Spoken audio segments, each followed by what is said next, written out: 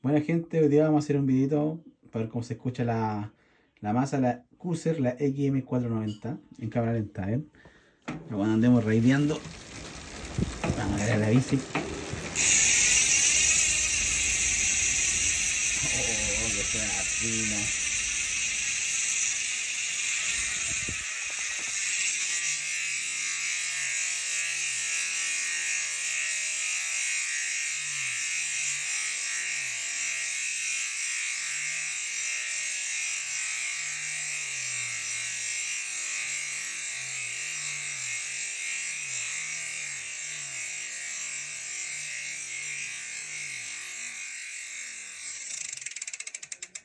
Y le mandé un adaptador porque es de 142, le hice boost a 148.